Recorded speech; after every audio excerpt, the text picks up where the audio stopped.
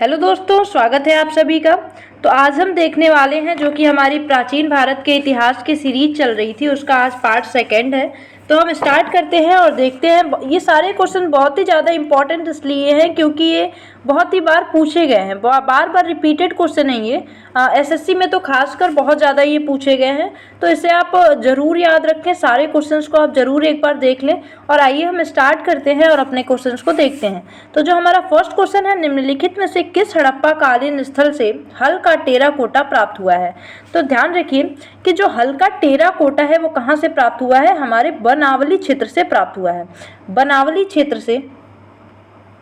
तो बनावली क्षेत्र से क्या हुआ है? हल का टेराकोटा प्राप्त हुआ है। अब ये बनावली क्षेत्र कहाँ पड़ता है? तो वर्तमान के हरियाणा राज्य के आसपास क्या पड़ता है? बनावली क्षेत्र पड़ता है। ये जो सरस्वती नदी है उसके इर्द गिर्द का, सरस्वती का जो सूखा हुआ किनारा है उसी के इर्द गिर्द बसा हुआ ये क्षेत्र है, जिसे हड़प्पा कालीन स्थल भी है ये। और अगर पूछा जाए कि मक्का उगाने के साक्ष्य कहाँ से प्राप्त हुए हैं, तो ध्यान रखिए जो कालीबंगन है, कालीबंगन कहाँ पड़ता है? राजस्थान में पड़ता है। यहाँ से मक्का उगाने के साक्ष्य प्राप्त हुए हैं। आइए अगला क्वेश्चन देखते हैं। नेक्स्ट जो क्वेश्चन है, हड़प्पा किस नदी के किनारे पर स्थित है? तो ध्यान रखिए हड़प्पा जो है ये रावी नदी के तट पर स्थित है। रावी नदी के तट पर हड़प्पा स्थित है। कहाँ पड़ता है हड़प्पा? तो ध्यान रखिए पाकिस्तान में पड़ता है। ये कहाँ पड़ता है? पाकिस्तान में। और पाकिस्तान में भी कहाँ? पाकिस्तान के पंजाब प्रांत में पड़ता है। कहाँ पे? पाकिस्तान के पंजाब प्रांत में रावी नदी के तट पर हड़प्पा स्थित है, जिसे आप ध्यान रखें। अगला क्वेश्चन है हमारा, कांसे की नर्तकी की मूर्ति निम्नलिखित में से किस सभ्यता में पाई गई है? तो ध्यान रखिए कांसे की पहली बात की जो सिंधु घाटी सभ्यता थी उस टाइम पे उसको एक कांस्य युगीन सभ्यता के नाम से भी जाना जाता है, क्योंकि उस समय पे कांसे का अत्यधिक प्रचलन था। तो कांसे की नर्तकी की मूर्ति कहाँ से पाई गई? सिंधु घाटी सभ्यता से। तो ध्यान रखिए इसका आंसर क्या हो जाएगा? सिंधु घाटी सभ्यता। अगला क्वेश्चन है हमारा कि शत्रुघई, जिसे जो कि सिंधु घाटी सभ्यता का ही है, किस देश में स्थित है? तो ध्यान रखिए कि जो शत्रुघई है ये अफगानिस्तान देश में पड़ता है। ये कहाँ पड़ता है? अफगानिस्तान देश में। और इसका विकास कहाँ हुआ? ऑक्सस नदी के किनारे। ऑक्सस नदी जो कि अफगानिस्तान में बहती है, या इसके किनारे पर शत्रुघई क्षेत्र का विकास हुआ था। और ये एक व्यापारिक कॉलोनी थी, बहुत उन्नत किस्म की विकसित कॉलोनी, व्यापारिक कॉलोनी शत्रुघई थी। आइए अगला क्वेश्चन देखते हैं। मोहनजोदाड़ो का स्थानीय नाम क्या था? तो ध्यान रखिए मोहनजोदाड़ो का स्थानीय नाम क्या था? मृतकों का टीला। ये सिंधी भाषा में मोहनजोदाड़ो को मृतकों के टीला के नाम से जाना जाता है। और ये पड़ता कहाँ है? तो ध्यान रखिए पाकिस्तान में ही पड़ता है मोहनजोदाड़ो भी, लेकिन ये सिंध प्रांत में पड़ता है। हड़प्पा जो है वो पंजाब प्रांत में पड़ता है, लेकिन मोहनजोदाड़ो कहाँ पड़ता है? सिंध प्रांत में पड़ता है। तो इसे आप ध्यान रखें, सिंध प्रांत में हड़प्पा पड़ता है। आइए नेक्स्ट क्वेश्चन की तरफ बढ़ते हैं। हमारा अगला क्वेश्चन है, निम्नलिखित में से कौन सी धातु हड़प्पन सभ्यता में नहीं पाई गई है? तो ये बहुत ही ज़्यादा इंपॉर्टेंट क्वेश्चन है, तो इसे आप बिल्कुल मिस ना करें कि जो हड़प्पा काल में प्रमुख धातुएं कौन कौन सी थी, किस धातुओं से वो परिचित थे? तो ध्यान रखिए हड़प्पा काल में वो जो भी हड़प्पा काल के लोग थे वो तांबा से और प्लस कांसा से, तांबा से प्लस कांसा से और सोना से और चांदी से, इन सारी चीज़ों से वो परिचित थे, परंतु वो लोहे से परिचित नहीं थे। लोहे से जब परिचय कब हुआ? तो वैदिक काल के बाद लोहे की खोज हुई, लोहे के बारे में लोगों को पता चला, परंतु हड़प्पा काल में तांबा, कांसा, सोना, चांदी, इन सारी चीज़ों से लोग परिचित थे। आइए अगला क्वेश्चन देखते हैं कि निम्नलिखित में से कौन सा वेद प्राचीनतम वेद है? तो ये बहुत इजी क्वेश्चन है कि हमारा जो ऋग्वेद है ये सबसे प्राचीनतम वेदों में से एक है। सबसे प्राचीन वेद हमारा कौन सा है? ऋग्वेद ही है। अगला क्वेश्चन है हमारा कि भीमबेटका किसके लिए प्रसिद्ध है? तो ध्यान रखिए जो भीमबेटका की गुफाएं हैं वो गुफा शैल चित्र के लिए प्रसिद्ध हैं। गुफा शैल चित्र के लिए भीमबेटका प्रसिद्ध है। कहाँ पड़ता है? तो ध्यान रखिए भीमबेटका जो है वो एमपी मतलब कि मध्य प्रदेश राज्य में पड़ता है। आइए अगला क्वेश्चन देखते हैं। हमारा नेक्स्ट क्वेश्चन है, उपनिषद शब्द का शाब्दिक रूप से क्या अर्थ होता है? तो उपनिषद का जो मतलब होता है वो होता है पास बैठना, मतलब समीप बैठना। इसका अर्थ क्या है कि हम गुरु के समीप बैठकर ही वेदों का अध्ययन, वेदों का ज्ञान प्राप्त कर सकते हैं। तो उपनिषद का मतलब क्या होता है? समीप बैठ करके ज्ञान प्राप्त करना या समीप बैठना। अगला क्वेश्चन है हमारा कि आर्यन जनजाति की प्राचीनतम बस्ती कहाँ है। तो आर्यन जो जनजाति थी, ये लोग जब भारत आए या फिर सबसे पहली जो इन्होंने बस्ती बसाई वो कहाँ पे थी। तो ध्यान रखिए, इनकी जो प्राचीनतम बस्ती थी वो सप्त सिंधु थी, मतलब 7 नदियों का समूह, जहाँ पे 7 नदियाँ सिंधु से मिल रही थी। 7 नदियों का जो समूह था इसे ही सप्त सिंधु के नाम से जाना जाता है। और आर्यों ने सबसे पहली अपनी जो बस्ती बसाई वो सप्त सिंधु के पास ही बसाई थी।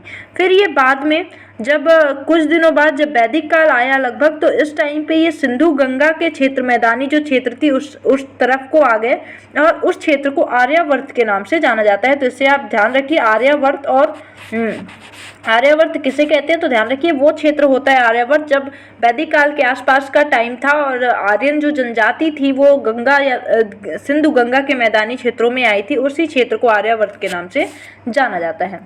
अगला क्वेश्चन है हमारा कि सिंधु अर्थव्यवस्था की ताकत थी। तो सिंधु अर्थव्यवस्था, हमें पता है कि सिंधु की अर्थव्यवस्था बहुत ही उन्नत अर्थव्यवस्था थी, तो उसकी ताकत क्या थी। तो ध्यान रखिए, सिंधु अर्थव्यवस्था की ताकत कृषि थी। कृषि जो थी उनकी अर्थव्यवस्था का मुख्य आधार था। अगर पूछा जाए कि सिंधु घाटी सभ्यता में मुख्य भोज्य फसलें कौन सी थी, तो ध्यान रखिए मुख्य भोज्य फसलें इनकी कौन कौन सी थी, जौ और गेहूं। तो जौ और गेहूं जो था इनकी मुख्य खाद्य फसलें थी, इनको ये खाने में यूज करते थे। अगला क्वेश्चन है हमारा कि महाभारत का प्रारंभिक नाम क्या था। तो ध्यान रखिए, जो महाभारत था, महाभारत शुरू से महाभारत के नाम से नहीं था, इसका नाम जय संहिता था। महाभारत को जय संहिता के नाम से किसने लिखा था, वेद व्यास जी ने लिखा था। वेद व्यास जी ने महाभारत को जय संहिता के नाम से लिखा था। और एक चीज कि जो महाभारत लिखी गई थी, मतलब जय संहिता जब लिखी गई थी तो कुल इसमें 8,800 श्लोक थे। 8,800 श्लोक थे।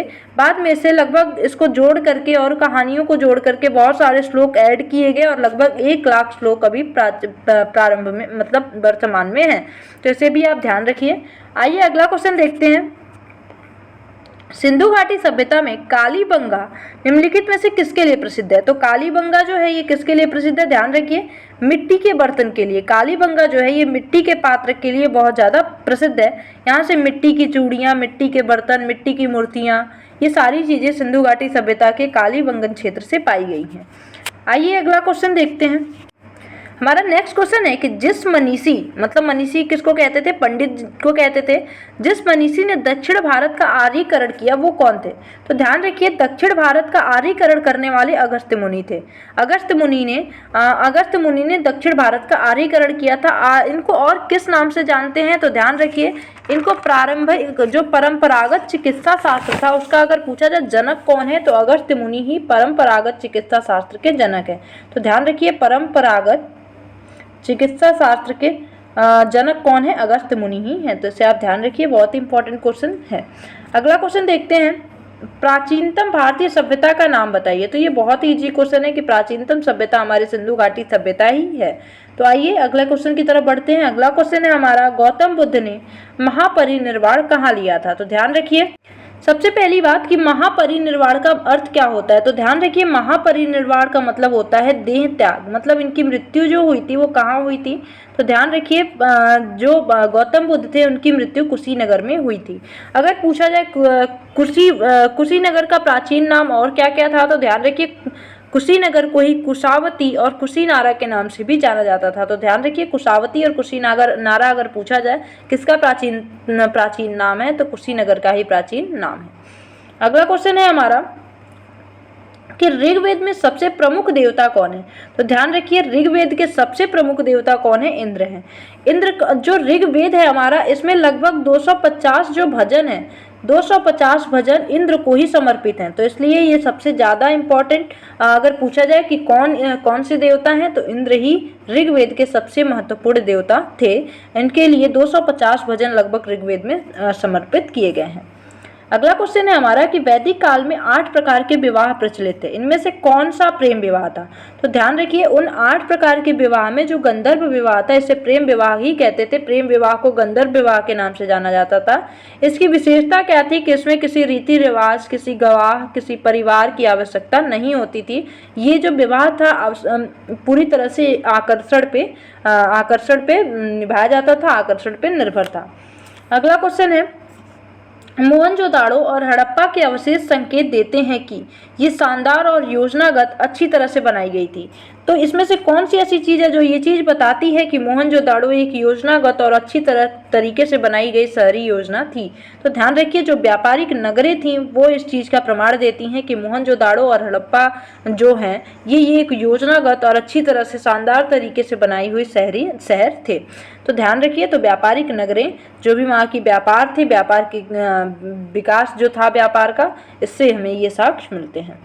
अगला क्वेश्चन हम देखते हैं कि निम्नलिखित में से कौन सा वेद त्रयी का भाग है? तो इसके लिए सबसे पहले तो हमें ये जानना होगा कि वेद त्रयी क्या होता है। वेद त्रयी किसे कहते हैं? तो ध्यान रखिए, ऋग्वेद, यजुर्वेद और सामवेद, इनको वेद त्रयी की संज्ञा दी गई है। तो वेद त्रयी किसे कहते हैं? ऋग्वेद, यजुर्वेद और सामवेद। तो वेद त्रयी है ये। और पूछा जाए अब इसमें से वेद त्रयी में कौन नहीं आता, तो लास्ट हमारा ऑप्शन बचता है अथर्ववेद। अथर्ववेद ही जो है हमारा ये वेद त्रयी का भाग नहीं है। जो हमारा नेक्स्ट क्वेश्चन है कि किस नदी के निकट ऋग्वेद सभ्यताएं सबसे अधिक स्थित थी? तो ध्यान रखिए, सबसे प्राचीन जो ऋग्वेद में नदी का नाम मिलता है वो सरस्वती नदी का ही मिलता है, और सरस्वती नदी के किनारे पर ही ऋग्वेद सभ्यताएं सबसे ज़्यादा विकसित थी या सबसे ज़्यादा स्थित थी।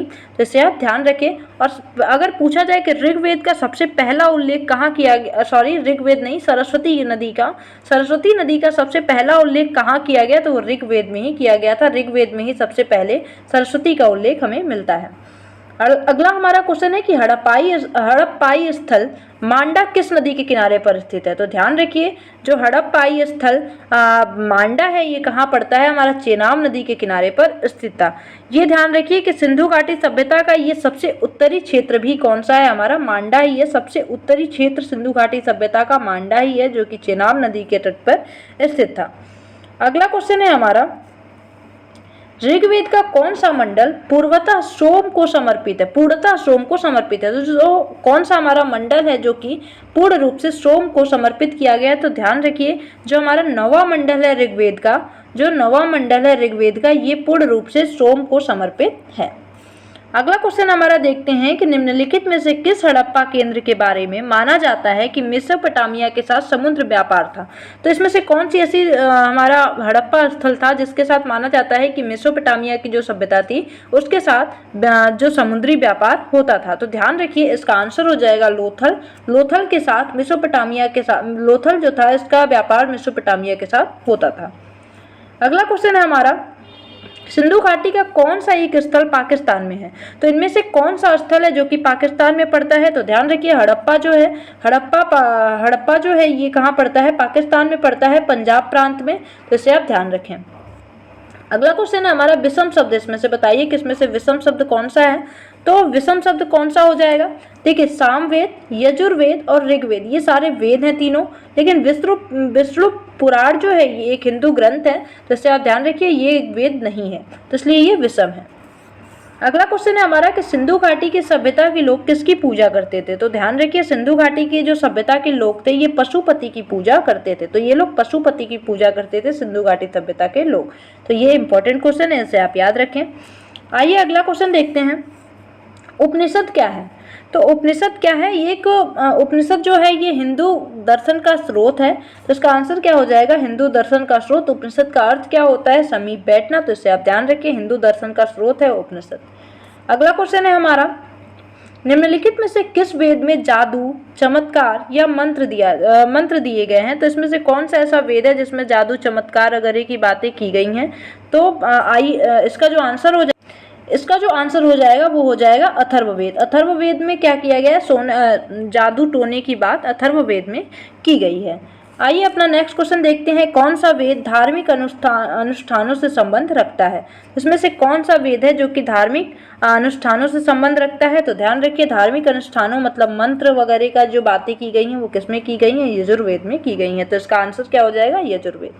अगला क्वेश्चन हमारा लास्ट क्वेश्चन कि सिंधु घाटी सभ्यता में निम्नलिखित में से किसके लिए प्रसिद्ध है? तो ध्यान रखिए जो धौलावीरा है, धौलावीरा जल संरक्षण के लिए बहुत ही ज़्यादा प्रसिद्ध है कि जल संरक्षण की जो व्यवस्था थी, विकास था, ये धौलावीरा में बहुत ही ज़्यादा देखा गया है। तो ये सारे क्वेश्चन बहुत ही ज़्यादा इंपॉर्टेंट है, इनको सारा आप जरूर देख लें। ये आप किसी भी एसएससी एग्जाम में बैठेंगे आपके लिए बहुत ज़्यादा हेल्पफुल होने वाले हैं। तो उम्मीद करती हूँ ये वीडियो आपको अच्छी लगी है।